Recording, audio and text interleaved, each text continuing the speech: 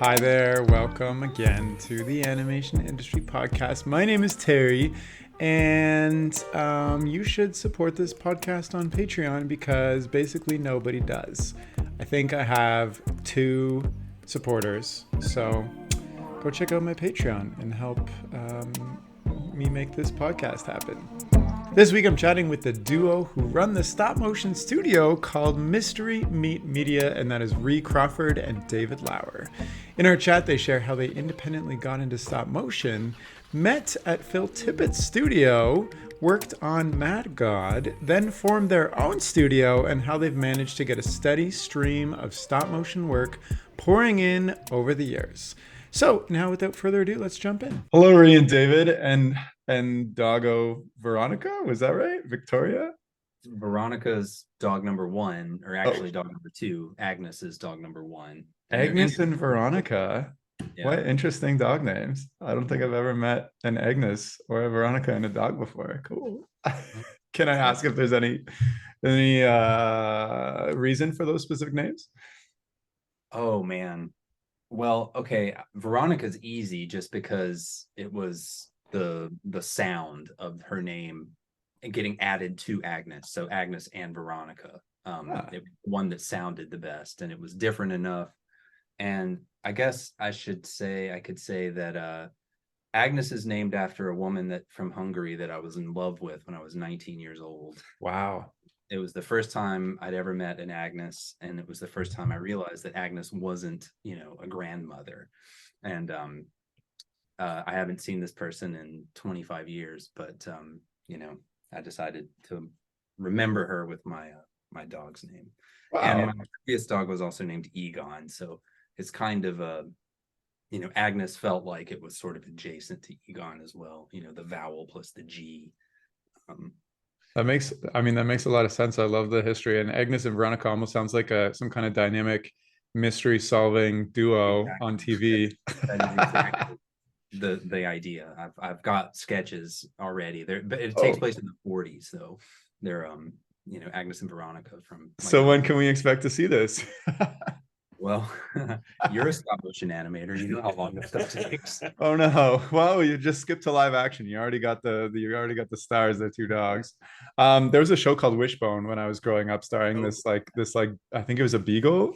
So why not just Agnes and Veronica also solving mysteries? Just revamp Wishbone. Okay, well let's talk about stop motion because you guys have worked on a crazy amount of cool and wacky projects over time, and you both started at is it true you both started at Tippett Studio back in the day? True-ish, yeah. True-ish. Okay, tell me the story of how you independently got into moving tiny objects really slowly over time. Well, I'll start by saying I'm a number of years older than David and you too. And I started making I moved to California to go to school for music, I have a graduate degree in electronic music. And while I was at school, it occurred to me that I could use digital cameras. This was in 2003. That I could use a digital camera to make stop motion. I didn't have to worry about processing film and all that. So I checked one out from the AV department and just started. And the first time I saw something move, it was like, oh yeah, okay, this has to happen much more often, than just that. And so, but yeah, like I said, I was in music school and started picking up stuff about production and video and all that kind of thing, but was totally doing stop motion and animation on my own. And eventually got into working in post-production and doing motion graphics type stuff, all still with this eye towards eventually wanting to do stop motion all the time, but it was how I could make a living. Yeah. And around that time I was working for a post company in San Francisco in maybe 2011, 2012-ish. And I happened to work with a composer named Dan Wool, who we were both at the time working on one of Alex Cox's films. It was a sequel to Repo Man. I did the color for it, and Dan did the music, wrote all the music. And while he was there, he came down and while we were working on this together, he came down to the studio and showed me this thing that he had been roped into working on. It happened to be like 2 minutes of Mad God, long before I didn't even know what Phil was doing. I mean, of course, knew he was. I used to watch all the behind the scenes stuff as a kid, but he offered to take me over to the studio and meet Phil, and because he was doing this like Saturday volunteer crew thing, and so Dan and I set a date. I picked him up at BART and drove up to Berkeley and walk into the studio and meet Phil Tippet. And he's real welcoming and like showing me all this stuff. We come around the corner into this room and there's like maybe 4 or 5 people in there just slaving away, making like the little suitcases for that scene. Have you seen Mad God? Yeah, I have. Yeah. Pile of suitcases and some other, I mean, like piles of shit and stuff like that. But one of the people in the room was David Lauer here, who I met for the very first time when I like to pick on him now because I was probably the age that you are now then. And I'll let you fill in the other half. So just like, let me get this straight. You went to school for music, then you wanted to make a music video? No, I wanted to make little pieces of video that I could score. Like I wanted to be, so it wasn't, I mean, it all ended up being kind of like a music video in the end. I mean, but yeah, so you like experimented with little stop motion. You were working like a variety of jobs like motion graphics, etc. And then you walk into Tippett's studio, and then somehow between that point and fuzziness, you became a stop motion animator. Well, the fuzziness, I guess I was just going to take a break because okay, we could take a break. yeah, no, I got to the point at which mine and David's paths crossed, so I thought I'd let you catch up, and then we'll talk about. Okay, all right, let's catch up. So I had a bit more of a straightforward path towards animation. It actually started for me in high school. I went to public school in Massachusetts, and honestly, there's no cool origin story. It was just a incredibly dedicated art teacher at public school, Mr. Justice, who is phenomenal. Mr. Justice. Mr. Justice. Wow. Yeah, real inspiration, incredible artist, really exploratory, really just pushing kids to take art to the next level on a high school level. And he decided that we should have like an animation tutorial. We should just try out using the digital cameras at the AV department. We took them out. We did like paper cutouts from newspapers. We did like those light up boards where you can animate just like the individual pixels. And then we also did some claymation and as well as experimenting a few computer programs for animation. And I just got bit by the bug. Once we started doing claymation, there was really no going back. I'd been doing clay sculpts for a long time before that, but I decided that was going to be my path forward. And I applied to a whole bunch of different schools with animation programs, but California College of the Arts out here in Oakland really shined because they didn't actually have a full-time animation faculty. They had a lot of artists in the industry who would come in and teach for a semester or two. And so they were really integrated with working in animation. It wasn't just an academic understanding of what animation could be from a fine arts perspective. It was really animation as it exists in the field. And there were some really incredible teachers. Scott Nordland was a phenomenal stop motion experimental animator, really introduced me to a whole bunch of physical techniques. But the actual animation program at California College of the Arts was very, very young. I think when I got into the program, I was the first year where I could start from freshman to senior year and get the full 4-year program. So it was a very small class of animators, maybe I think 18 or 19 people. And I was the only one who was fully pursuing stop motion. I actually dropped out of the animation program and went into the individualized program so that I could get more materials and sculpture classes and things like that, because I wasn't particularly interested in pursuing like the computer graphics courses that were required in the curriculum. And one of the teachers at California College of the Arts was Tom Gibbons, who was an animation supervisor over at Tippett Studios at the time. And he had been roped into the Mad God rebirth, because there was maybe 20 years where Mad God was sitting dormant, and then there's this whole story of it getting pulled out of the archives and getting digitized for posterity when a bunch of the Tippett guys saw it happening and urged Phil to bring it back. And since I was the only stop motion animator at California College of the Arts, Tom Gibbons offered to bring me into the studio, and if I wanted to volunteer on weekends, I could get some real hands-on experience just going in there, working in a shop, seeing how actual things would go, like cradle to grave. He would kind of bounce me around a whole bunch of the different departments, and he told Phil that I was interested in animating, so I kind of got a chance to see if I would fit in. And from there, that's when I was working on hammering out little aluminum wires into briefcase handles when Ree came around the door, and the two of us were sort of pulled onto the animation stage and began getting to animate together. And once we were shown to, have the patience and the willingness to sit for 6 to 8 hours every Saturday, we got booted off of the animation stage and onto the watch other animators do what they do. Watch, and then we were just doing really small backup stuff, whether that was camera moves or literally shaking a scrim so that it wouldn't have a moire pattern on the long exposures, just so that we could watch the incredibly talented main animators do their animation, whether that was Phil or Chuck or Gibby. And then slowly we kind of worked our way up the ranks to actually being character animators on the show.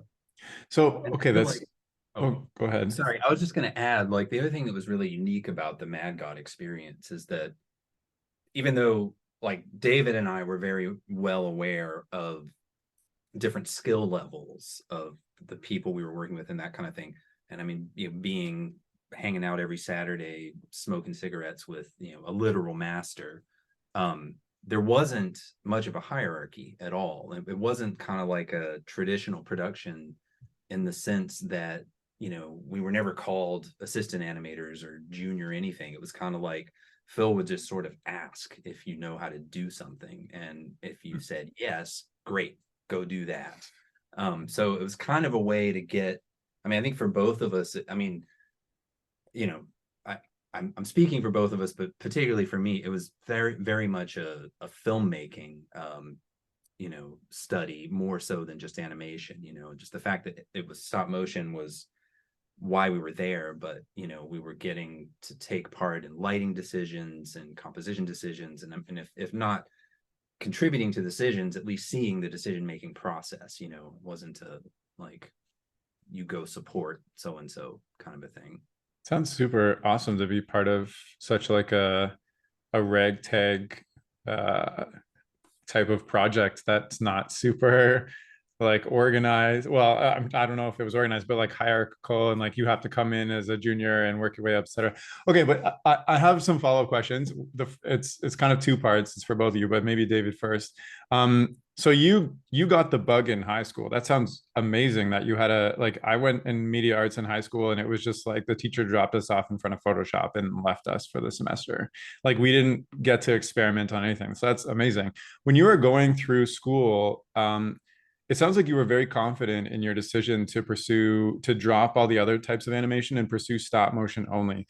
Did you see, because like Tippett Studios and your professor was also working there, did you see kind of the light at the end of the tunnel and say like, I need to focus on this if I want to get there? Or is it more like kind of a blind following the love of stop motion, and you just were hoping you'd end up, in that realm at the end?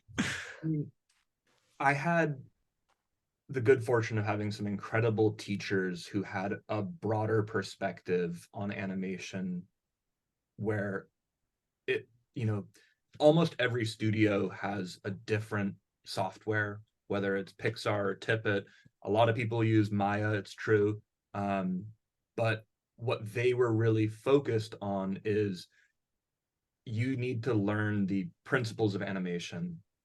And if you have those skills, if you have the actual performance, emotion, mechanics down, those skills can transfer onto any software. It's not important to know the hotkeys and the little things like that in school. Like you're gonna have to relearn all of those things at any given studio. So I was really pushed to follow my passion, which was stop motion. Just actually having the physical hands-on experience of stop motion gave me like the sentimental connection to animation that really let me push myself in ways that I would lose patience for if I was just in front of a laptop rather than in front of the workshop. Makes sense. Makes sense. Ree, you were working when you went to Tippett Studios. Did you have to have a moment where you were like, I have to, quit my job to start volunteering and on weekends and stuff, and like start doing all these tasks on Mad God? Sorry. The answer is yes, but not the way you asked it. So yeah, and sorry if I was a little bit misleading with my abbreviated past. So in graduate school, my thesis was a stop motion film. Immediately after Okay. music video for Sleepy Time Gorilla Museum. Immediately after that, I made another short film that had stop motion elements in it. And by the time I was Phil and David, I was a year and a half into making The Moon's Milk, which was my, I guess, the biggest thing I've made by myself so far, even though David is the main reason why I can't say I made it by myself. But it's his. But yeah, no, I was working in post-production throughout that time. I learned, that education was important because I was studying other people's edits. Again, this was like part of the filmmaking inquiry. And yet at the same time, we did get this extremely challenging job while I was volunteering for Phil, while I was trying to make The Moon's Milk and still working. And I didn't and don't have much of a social life, so it was like work all day in the Presidio in the city, come home and work until I fell asleep on The Moon's Milk, and then Saturdays go work at Mad God, and then go back to work. But yeah, we got this particularly challenging film that was difficult technically, and it was a documentary, and also difficult because the filmmaker was a nightmare. And there was a day something snapped. Maybe it was when I got home one night or what, but I realized I couldn't do that anymore, and that if I quit my job, I knew exactly what I was going to be doing. And it wasn't working on Mad God so much as working on The Moon's Milk, because I had gotten enough confidence and experience by that point from Mad God, and I guess more is just like encouragement. I'd show these guys stuff that I was doing and realize like, oh, I'm not just in some weird vacuum sealed chamber somewhere. There's people out there that are actually understanding what I'm learning about, and know more about it than I do, even, and can tell me a lot. And so yeah, the day came that I quit my day job. And actually it wasn't quite that simple. We got both of us got hired at Tippett Studio, and that was where we were the junior animators, but they put us in front of the computer. This was to learn Maya, and which is like a great way to learn about animation, but it really fucking sucks if you're trying to like live your life. But yeah, so I don't know if I really. Yeah, I was gonna ask, like, I'm happy you said you were working at Tippett already, because I was gonna ask, like, it's a big decision to quit a job even if you hate it, and to work full time either on your own film or like, and to volunteer on another film. Like, you know, what gave you the confidence to say, other than like this really crappy situation, like were you working you didn't have a full-time job lined up? Yeah, I mean, well, Tippett didn't pay very well at all.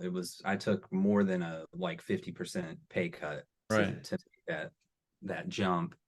But I guess, I mean, it's you've been dancing around this idea the whole time. And like, so um David had this incredible relationship with Mr. Justice in high school.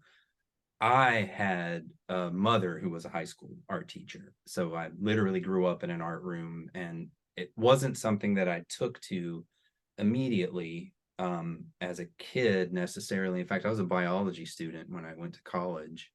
And then, but my dad was a photographer, so my mom, I got this sculpture and painter, you know, rearing. And then my dad was a professional photographer. So I was in his studio all the time. And then I felt like at a certain point, music provides the temporal, linear aspect of editing and animation, and rhythm, the things that happen over time.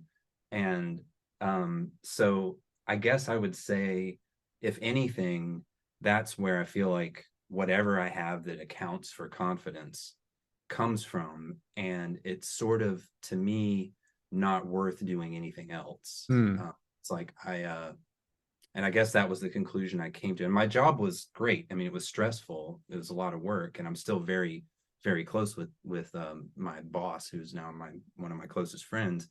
But it was just the particular type of work and the fact that the clock was ticking. And yeah, it's just it's a combination of confidence and just sort of like bullheaded perseverance. I mean, I like what you said about it's not worth it to do anything else. Like I reached a similar, I guess, emotional point much later on in my life. Well, which that inspired me to quit my job and just pursue animation. So I totally understand that. That makes a lot of sense, and it kind of gives more reason to why you push through and produced all this stuff. And let me I want to kind of like maybe wrap up the Mad God project, because I know that's a huge project, but I want to talk more about like you guys and like Mystery Meat, etc. Okay, so I've heard about Mad God like forever, and then I finally saw it, I think like last year, whenever it came out, I can't remember now, and it was amazing. You're seeing like somebody's brain outputting all this like concepts, weird ideas, and like all this stuff. Like, can you just give some like insight on behind the scenes? I'm just super curious to like, it was animated over like 10 years, etc. Some of the sets look massive. It looks like I feel like I can kind of tell when one animator is working on certain scenes and another animator takes over, et cetera, et cetera. Can you just give me like some insight on some of the behind the scenes of like how it went down? Yeah, I mean, there was pretty much a direct flow from Phil's brain to what was put on screen. He would have a series of these beautiful, super scribbly storyboards that he would have in these notebooks of his, where it was just these really pencil scratch drawn things in these notebooks. Yeah. And sometimes he would just leave his journals up on one of the work tables, and you would just see this like super scratchy, like runic font that he writes in, that just has his perspective that we now know as Mad God, as just like his lens through what he sees through the world. So like just looking at like a flea market and seeing him writing about jewelry vendors, clearly like bled into the sets that we were working with a couple of months later, and just having like all of the jewelry and books and things pulled out of the assassin when he's on the surgery table. But he had this like write in a journal, turn it into storyboards, and then ask his crew of burrito fueled fabricators to be building these gigantic sets. I mean, he had a very particular vision, and he had the best way of him like letting go of being very particular or specific. Like, he didn't micromanage fabricators. He really encouraged everyone to stop thinking when they were building things, like use as many natural reactions that allow, you know, conscious decision making to be taken out of the equation. So he was really into like anything that would cause splatters or reactions. You know, he didn't want people carving foam. He wanted people spraying foam with acetone so that it would dissolve in strange natural ways that just isn't, you know, it wasn't that every detail was carved. It was that we were just the conduits for erosion or other natural processes that made these supermassive sets.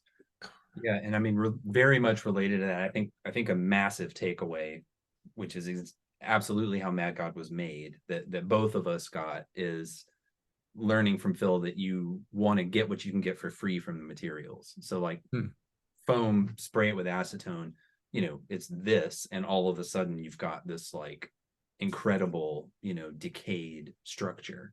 But yeah, the other thing I was thinking about while you were talking, David, is like, especially when we were more involved only on Saturdays, there was this kind of like crazy punctuation, you know, where come in on one Saturday and Phil would have just gotten started tinkering with a setup, you know, on one side of the stage. And, you know, this was back, I mean, I don't, not trying to speak for him or anything, but I think he was sort of looking at taking half a step away from the day-to-day of the operation of the studio and the like big Hollywood projects. So he would like go to dailies in the morning and then just sneak away down to the stage to get back to work on Mad God. So there would be like this entire week's worth of Phil working by himself, you know, on a setup or something that we would see the next Saturday, where it's suddenly like, oh my God, look at all this. This is crazy, you know.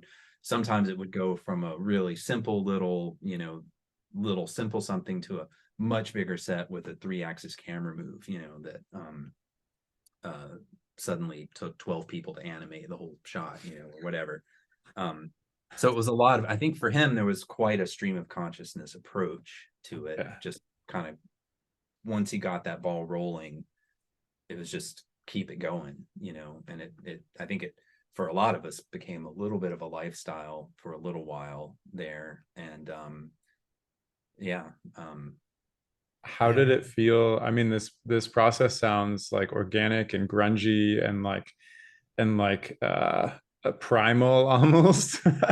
I'm wondering, you know, how this is probably, I don't know if I've talked to anybody who's worked on like one project for more time, if that makes sense. How did it feel to like finally wrap up the project? Yeah, I mean, I had maybe the biggest whiplash. You're like, this is no longer. Yeah, I mean, because it's like 24 frames per second, sloppy, organic, monstrous, and grotesque. And then you know, I was still doing some CG for Tippett, but even in that, there's still a lot of that same philosophy. There's like a whole idea of like the Tippett slop, even in CG when they're doing their monster animation. It's not about having really clean animation. You want to have all the giblets and goo that just gives like that organic biomaterial splatter.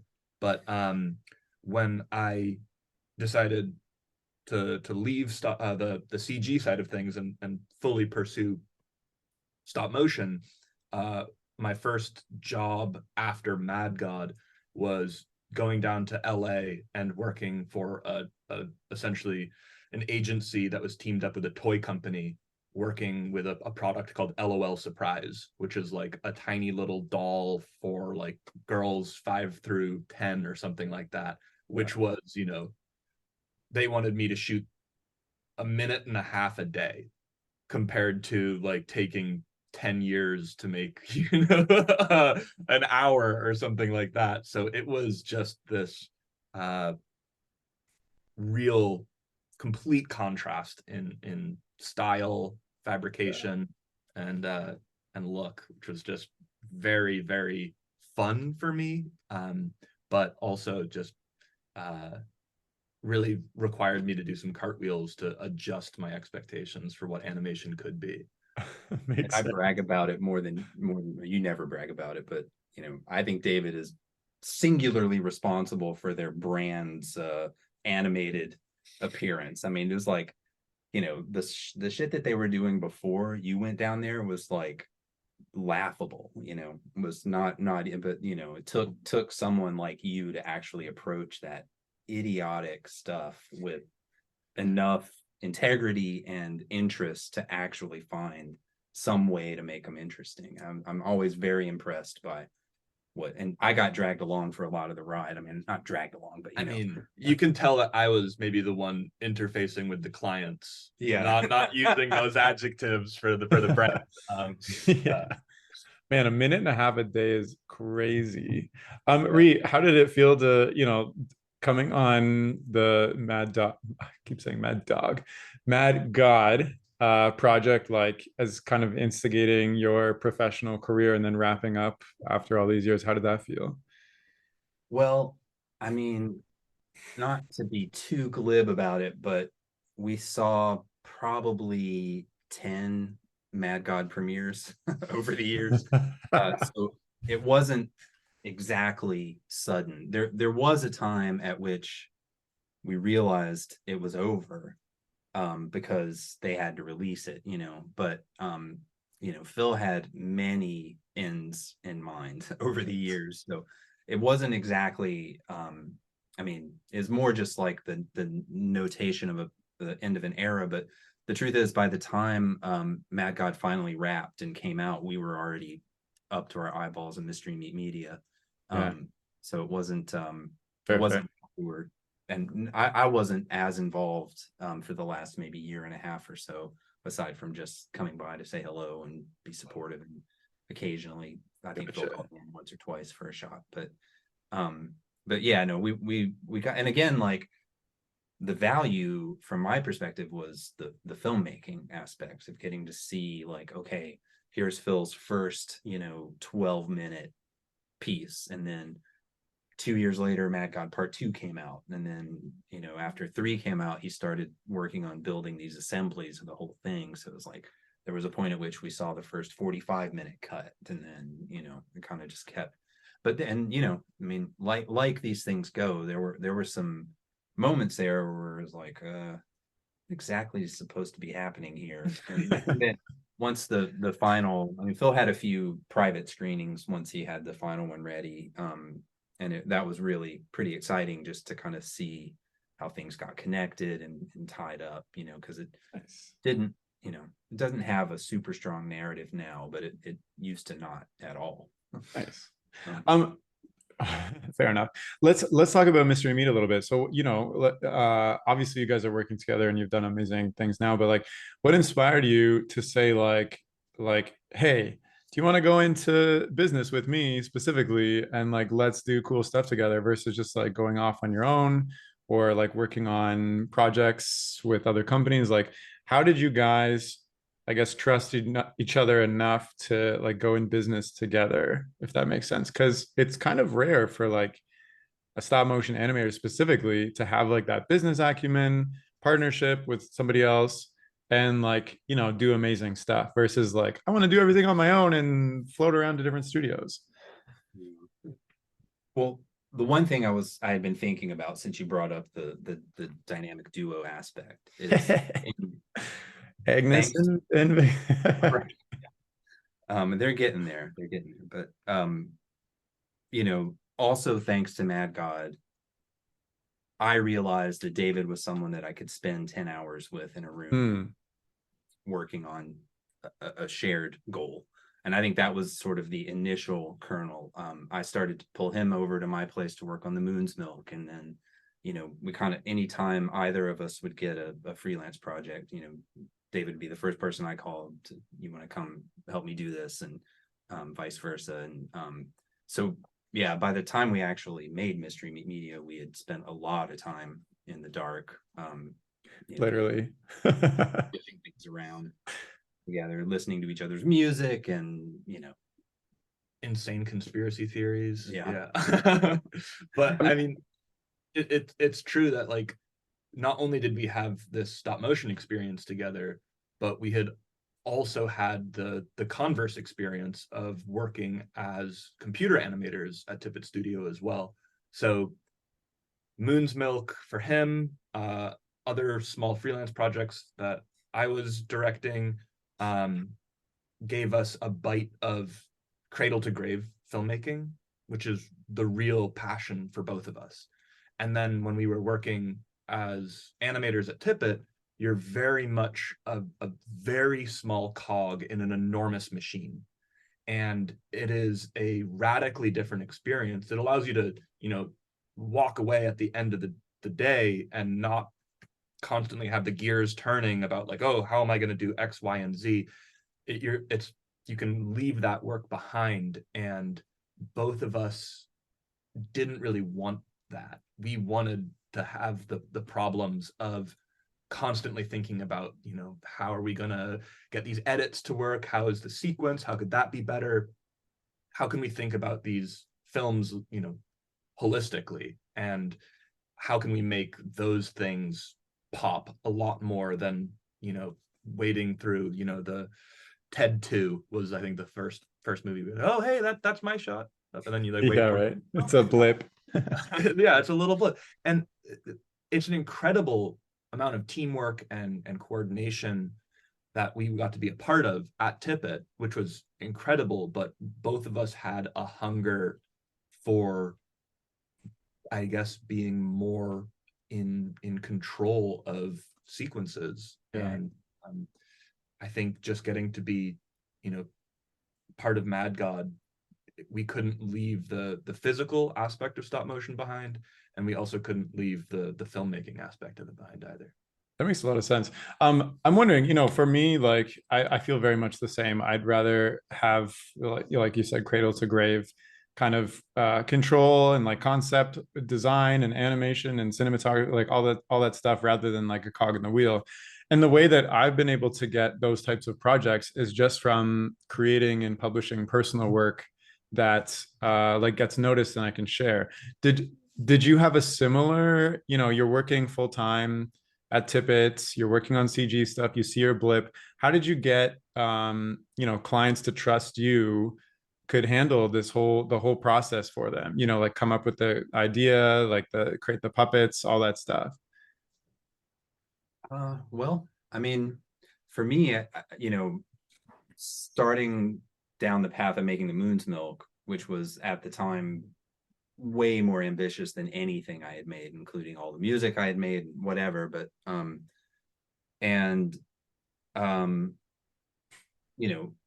spent 7.5 years making that film, which was sort of like the epic version of what you're saying, making your own stuff, which is, by the way, the best thing to do, as far as any advice for your listeners, don't worry about getting a job, just figure out how to make stuff, and right jobs will come to you.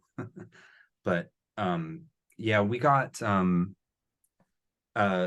while I was pretty deep in the Moon's Milk and working at Tippett, I had all these contacts with the San Francisco Film Society. And the first sort of like mystery media project that I think of, at least emotionally, which was long before we'd come up with the name, was the segment that we did for Boots Riley's Sorry to Bother You.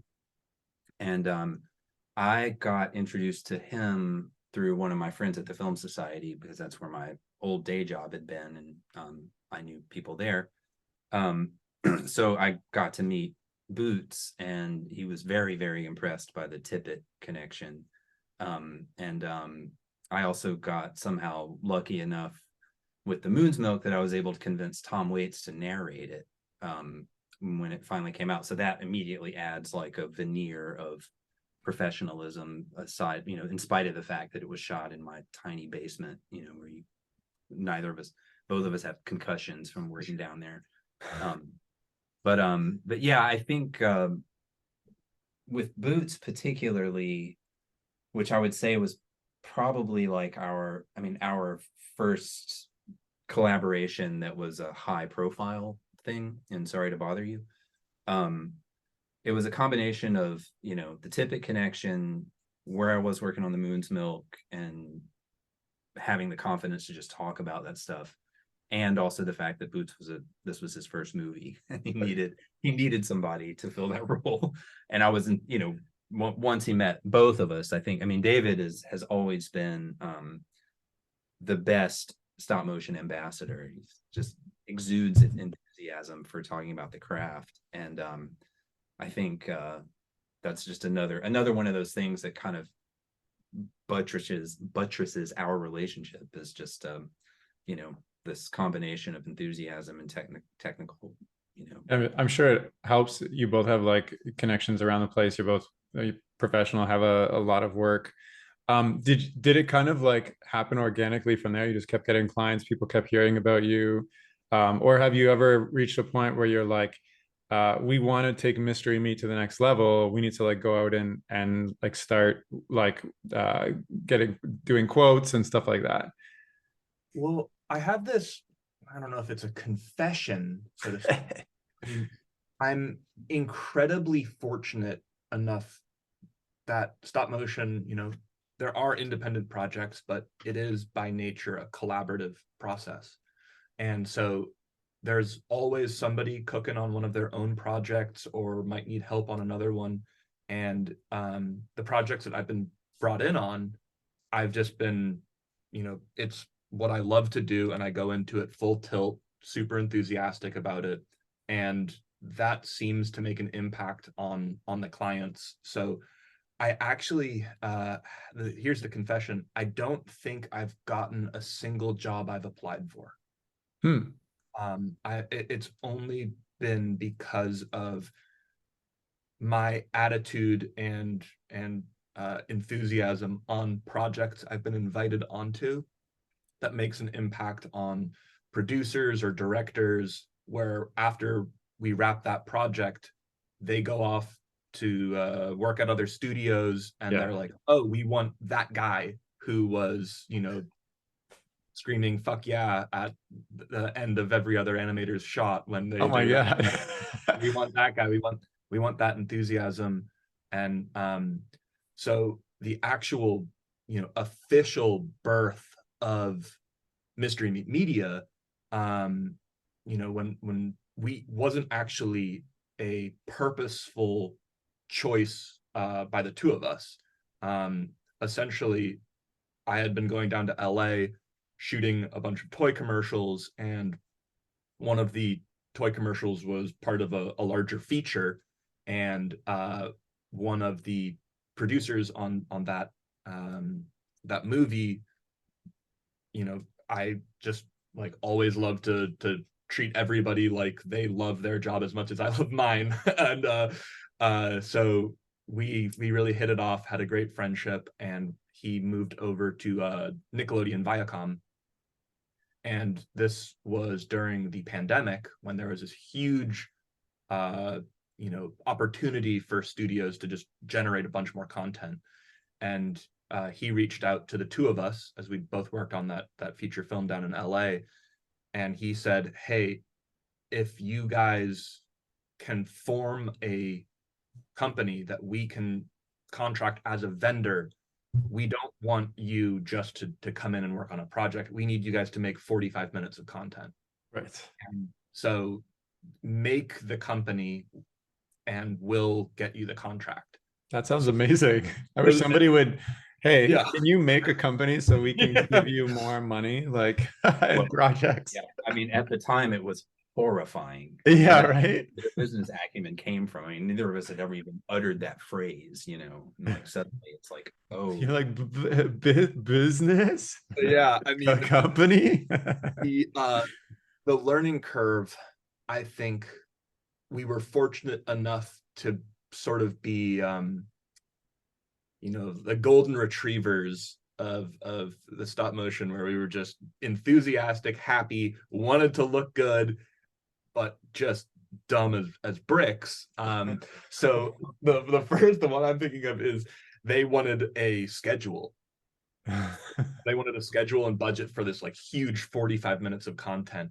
So we didn't know about like budgeting software and scheduling software and all these things that all the producers like know like the back of their hand.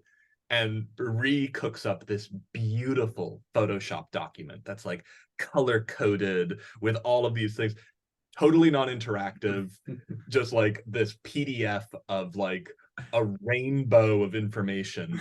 And Just they got were a just like, number on it.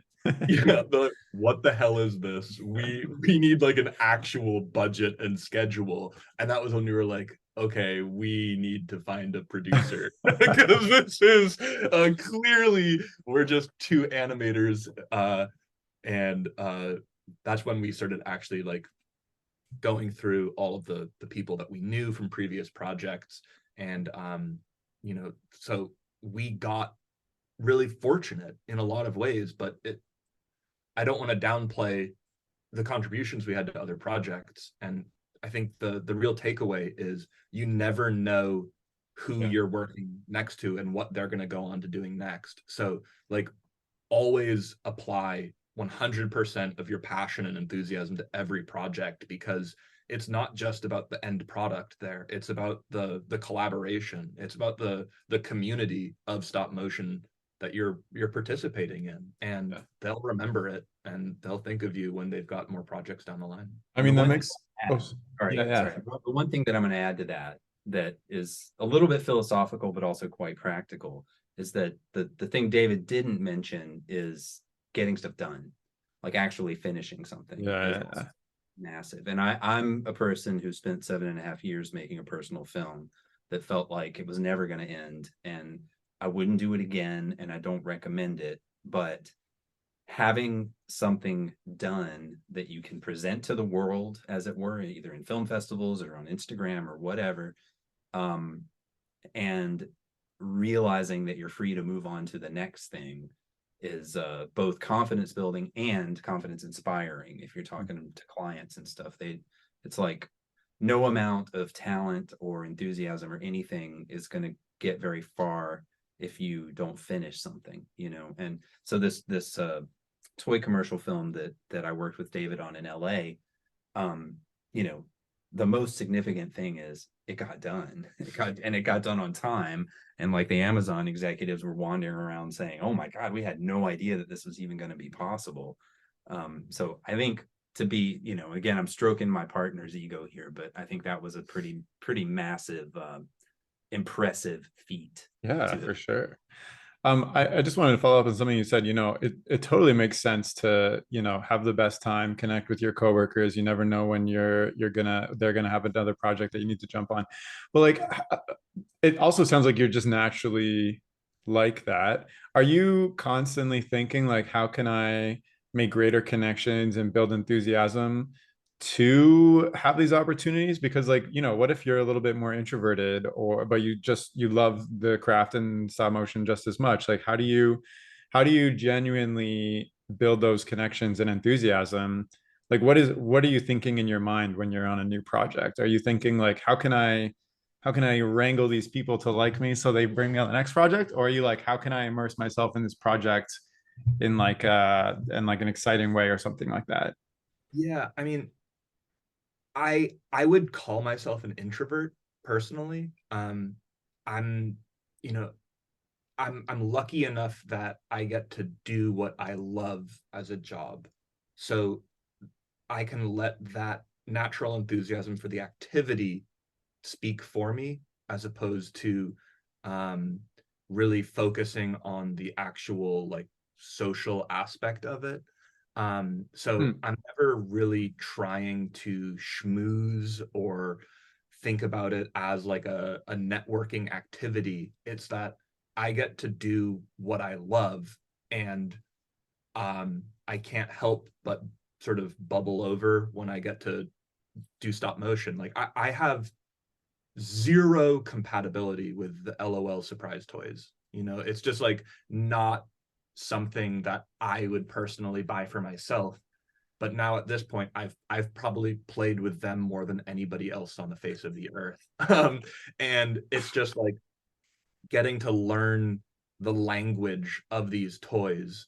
I mean, it was a particularly strange presentation for that project because the actual producers had televisions HDMI connected to the laptops that were showing the animation. So it wasn't like while we're animating. yeah, while we're Oh, animating. wow. Okay. They're there watching They're just us. pressing play over and over again to see one more frame come live. Yeah, Can't even do that. They're just watching. They're watching us animate. They're and- just getting paid to watch you animate. I mean, Call out, "Oh, is her hair just, I mean, because they're products. Oh no. They're looking at their product. And Of not, course, of course. Yeah, I've been in similar situations where I'm like, but it looks better animation wise. And they're like, but it needs to be tilted just a little bit more so we get that full have that much brand glare. exposure. Yeah. So there's this sort of dance that I was doing for them. I felt like a little bit of a bird of paradise, just like fluttering my feathers in front of the producers, just because I'm getting to do the animation. They're seeing exactly every single choice that I'm making along the way. So even though it makes a lot of people groan to hear like you're doing the animation live in front of client, at the same time, it gives them a real appreciation for the medium.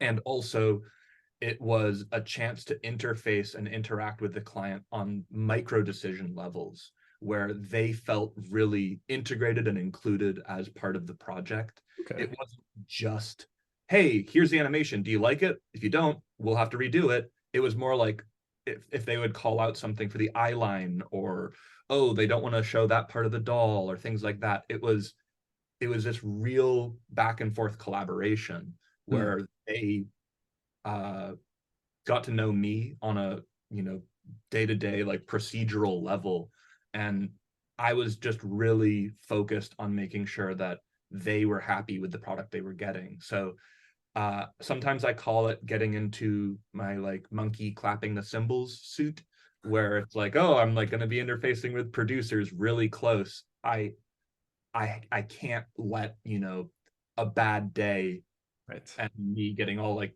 pissed off and frustrated come across. There's a performance aspect to it, but the thing is that animation is my happy place. If I get to essentially these dolls are like bouncing balls.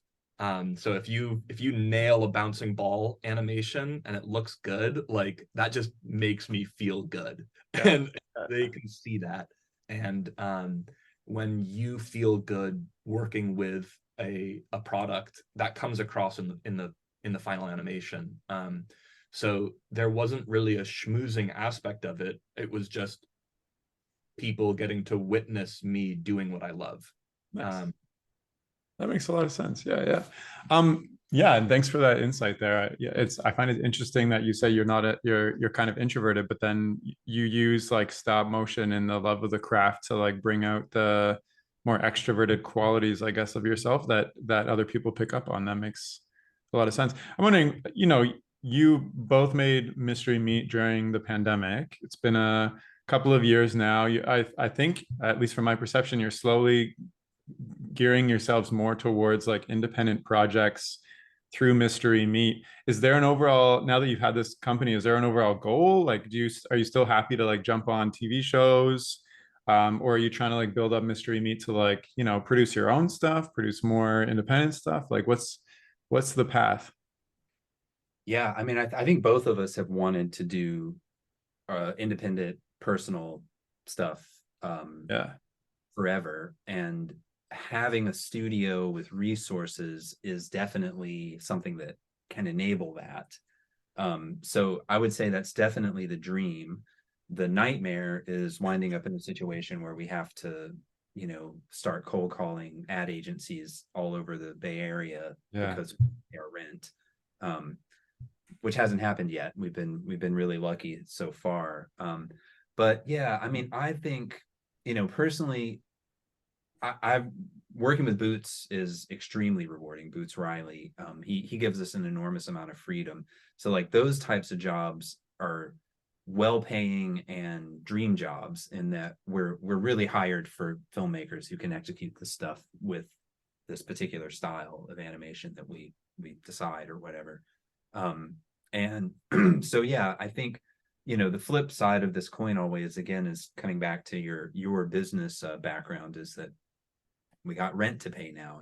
We have an employee that we are trying to, keep on a healthcare plan, and, pay for ourselves. I mean, this is like all these adult things associated with running a company that make it, a little bit harder. But both of us right now, we're in kind of a lull, because partially because of all the Hollywood strikes, Right. but also we just wrapped up this Turtles thing. So I think both of us are kind of trying to flex some, muscle on some other types of projects, that just so that we could have, the other thing that's nice about having done what we've done so far, as stressful as it's been at times, is that we've gotten a ton of experience talking with people in the industry, like producers and more producers, and then there's other producers that want to talk.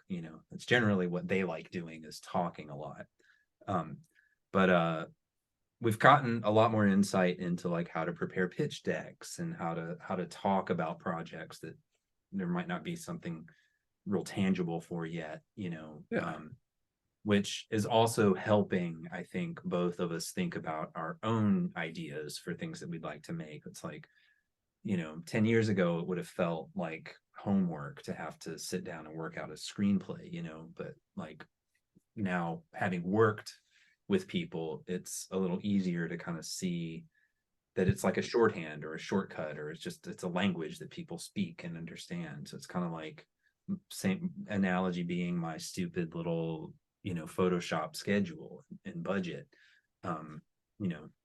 There is some sort of common parlance that you can pick up on, and that just helps kind of like get conversations going and stuff like Totally. that. I think it's incredible that you've maintained your studio, you've hired somebody, those are really hard benchmarks to get. And now that you're thinking about producing your own stuff, and you've been around other people producing their own stuff for years and years, especially Phil, what is the ideal scenario for you guys? Like, would you want to, like, 80% of the time work on commercial projects, and then 20% of the time like produce something that David is heading up, and then the other time produce something that Rhea is heading up? Or like, are you collaboratively coming up with a screenplay together? Like, what would ideal situation be, now that you have all these contacts, B, all this experience in the industry, C, these assets with the company, and D, the future? Yeah, I mean, we have been very I guess like fiscally conservative with how we're pulling money out of the company, because as much fun as it was to work on Mad God for burritos, we don't have the clout that phrase for burritos.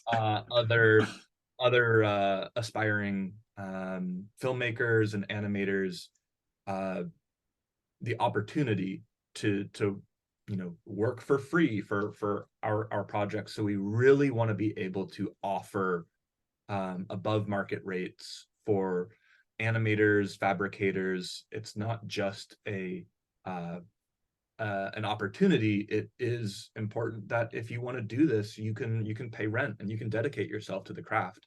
So we want to be able to have enough to offer, be it contractors or employees, a good wage to work on these things with us. And that does mean, taking a lot of commercial jobs, but it's with the idea that we're banking money so that we can have a payroll for people to like really dedicate themselves to the projects that we're going to be producing independently.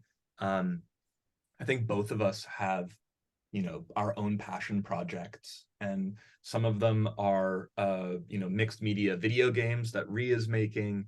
I'm writing some scripts. I think we've also had a long running dream that is a bit more of leaning into the community and the network, because we have all of these incredible artists that we sort of have in the Rolodex, so to speak, and we want to be making a anthology series that has like a sort of bridging narrative that we could animate, that through the travels of these characters through a series of short films, essentially, it exposes sort of a bunch of different artists and their films and their contributions, because there's just so many incredible people out there dedicated to making their own stuff. But beyond putting it on Instagram or social media, if it's not long enough to enter into a film festival, like, where does it live?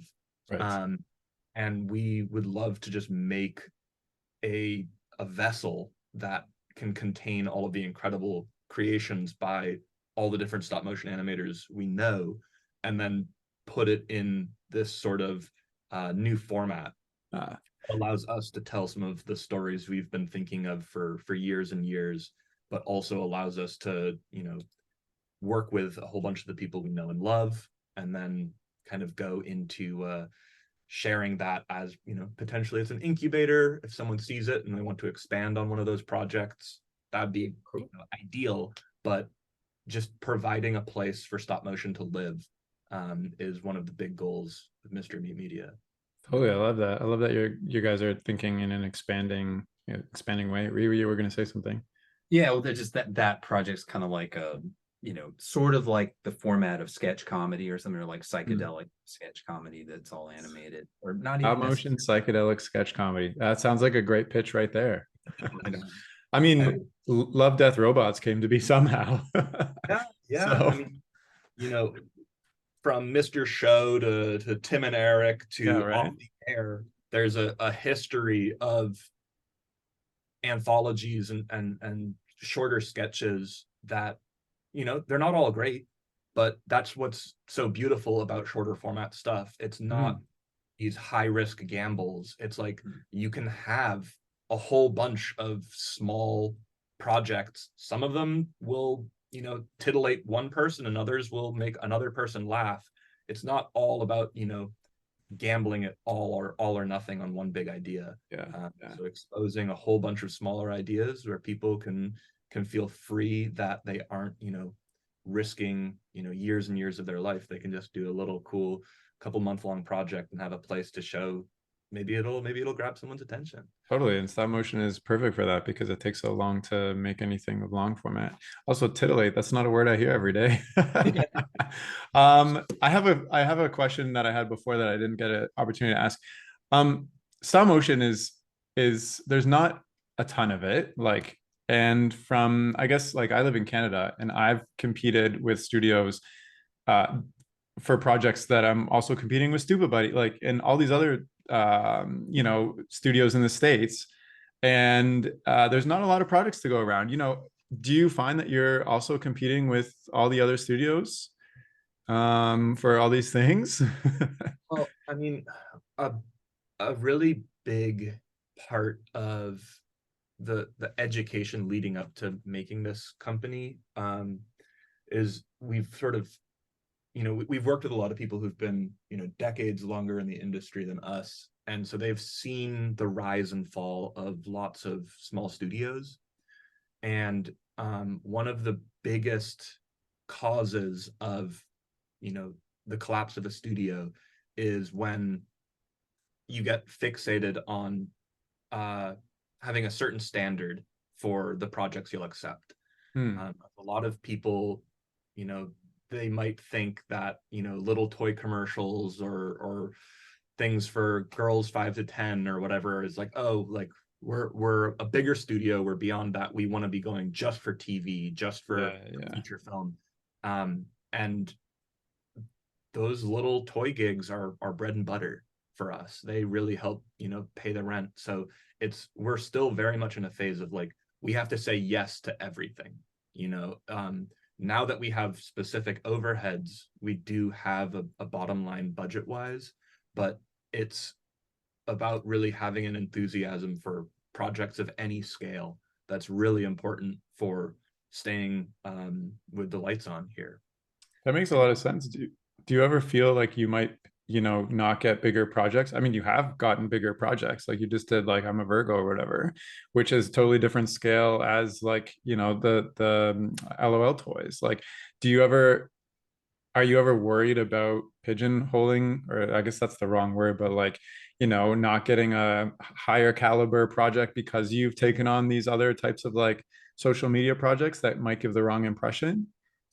I mean, I think that's one of the great things about working as a duo, because I have a tolerance for, you know, putting on the monkey suit and clapping the cymbals for these social media YouTube things, where Ree has connections with real filmmakers and artists yes, of a higher caliber. So I kind of have a uh, bring in the little projects that might be a bit more frequent, and then Ree is out there being a Nantucket whaler, getting the huge, gigantic jobs Nice. that really are. It's not even about putting on a monkey suit and talking to producers. He's interfacing with other filmmakers and talking with people on a level of like mutual musical and creative respect that is different than finding, you know, a studio that's willing to play with dolls. So That makes it's a lot of sense, and it sounds like a great balance. Yeah, but I mean, to directly answer your question, I've never thought about it. Okay, great. I mean, Don't think about it. Sorry, I asked. yeah, no. I did not to be disparaging, but you know, you can always, I mean, everybody has to do something, you know, to Yeah. make a living. And, you know, I'm friends with Frank Zappa's daughter, and she told me once that, you know, Frank Zappa even used to have to take, you know, advertising jobs because an album wasn't selling or whatever, you know. Right. And so the pigeonholing question is always going to just come down to how we present ourselves. I mean, that's where, like, I think Apartment D and uh Open the Portal, those guys are really good at their own like personal branding, you know, especially Open the Portal. They've got this whole like universe. Right. Is pretty fun and enticing. And so, like, for us, I mean, on our website, we kind of present everything that we've done just for breadth or whatever, but you're always a little bit in the driver's seat in terms of, because, you know, it's, to be perfectly honest, you know, it's very rare for somebody to like pluck out of the universe, you know, just come out of the sky and find you and be like, I like your stuff, I want you to work for me, you know. Right. Pretty much it's always about putting something out there, if it's on a job or on the internet or whatever, and you've got control over that, you know. So even if we've worked on LOL Surprise and making, you know, these horrifying horse transformations and Sorry to Bother You, you know, we kind of know. Well, sorry, I'm getting a little sidetracked here, That's but fine. one of the things I learned early in my career is that there's often going to be two types of potential client that you're going to encounter. And the first kind is the kind that knows exactly what they want and what they want it to look like. So for a little while there, everybody wanted Pez, you know, something that looked like Pez with pixelated hands coming in, manipulating, whatever. And that's all they were interested in talking about. So if you can show somebody that you can do that, then immediately you're on their radar. The other type is a little bit more ephemeral, but and I don't mean to sound so cynical, but it's like producers who had creative lives in college or whatever. They got sucked into this grind and hate their jobs now, but they love seeing like really creative, talented people do stuff, and like, ooh, I want to get that guy to come in and work on this like aspirin commercial for us because, you know, that's super creative and they'll be able to do anything. So I've honestly had both types of clients, and it's kind of up to you to figure out who you're dealing with, you know, when you start talking to someone about a project. And I mean, we're lucky right now in that we're just not famous enough to get pigeonholed into anything. So it's kind of like we can still do anything. And you know, if we know we're talking to somebody who's going to be really impressed by I'm a Virgo, you know, we can put on our t-shirts and talk We about can do that for you. That makes Yeah. a lot of sense, and yeah, that totally makes sense. The two types of clients, yeah. I'm wondering, you know, I don't want to take up your whole day. I feel like I've got a good brain pick out of both of you. Is there anything that we didn't talk about that you wanted to bring up? Any, I don't know, past experiences, cool jobs, anything, whatever that is on your mind that you still wanted to share? I mean, there's one project that is still very close to my heart. And with the release of Teenage Mutant Ninja Turtles coming out, I got to work with Woodrow White, who was the lead character designer on Teenage Mutant Ninja Turtles, and the two of us were really big fans of like B or even C grade sci-fi movies. Yeah. And it isn't even really the movies themselves, but it was the trailers that was our real passion. And the two of us, cooked up sort of a love letter to sci-fi trailers, and we made a series of 3 trailers for a stop motion sort of live action mixed media film called Quadrant. And that was just a way for us, no client, no reason beyond just the love of the process. Yeah. We brought Rian, who did some incredible stuff with color and sound mixing, and it was just a way for us to follow our passion. And it was just, almost all of my friendships are project based. It's just like I'm happy to like grab a drink and chat, but I'll really feel truly myself if we get to work on something together. That's where I feel like I get to thrive. And what was really rewarding about that project was apparently when Woodrow was on Teenage Mutant Ninja Turtles and he was designing some the look of some of the sets and maybe some of the characters, they were like, "Oh, could you make that look like Quadrant?" And it was like, "Oh, cool, hell yeah!" Nice, So nice, it was nice. just this like getting to see how some of these little passion projects that you aren't doing for money or exposure, you're just doing it for the love of the topic, can be contagious. People can see that, and they can ask for you to go further down that rabbit hole. Yeah. And getting to see that, I'm gonna go watch the movie this weekend, and I can't wait, because that guy is an incredible designer. The movie sort of looks like his paintings, so it's just really exciting to see how the people that you collaborate with years ago can really come in, and they can go on to do incredible things later down the road, and stuff that you never expect. Right, that is awesome. And it's so true that stuff that you work on just because you're passionate ends up being way more impactful than the stuff you do for money sometimes. Marie, did you have anything that you wanted to share maybe as we're wrapping up? Well, I was plants. Oh yeah, for plants. Yeah, no, that's another. It's a stop motion adjacent project that I have. I grow a lot of tropical pitcher plants of Yeah. I've seen all these videos. Yeah, that was another pandemic project where I just found myself looking at them every day, wondering, just because they grow really slowly, and some of them are kind of expensive too. So it's just sort of like, God damn it, what are you doing? What are you doing?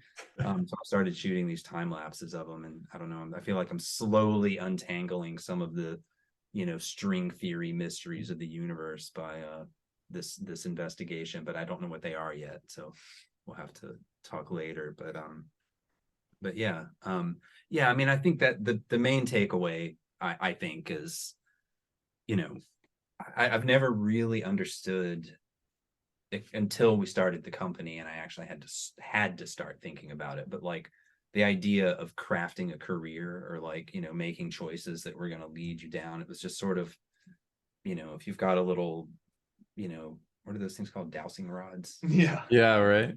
Pointing it around, and it like rings, just follow it, because you're going to get somewhere much more satisfying than trying to To manufacture your.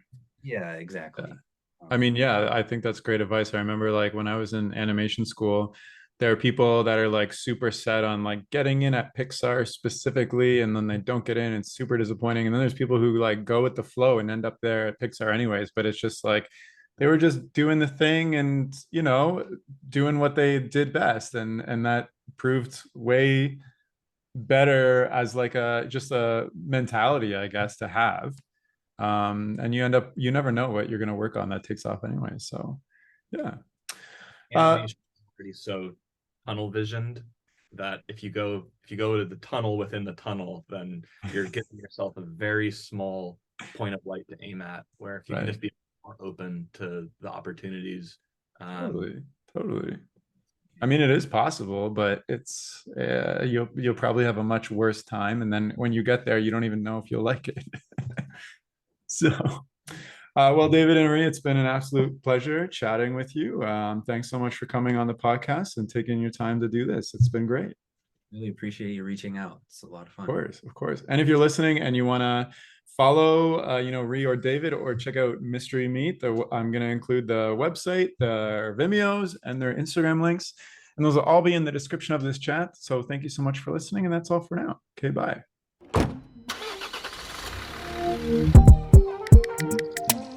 The music for this podcast was composed by Willem Mendo and the graphics by Luhan Wang. I encourage you to look them up if you've enjoyed their work.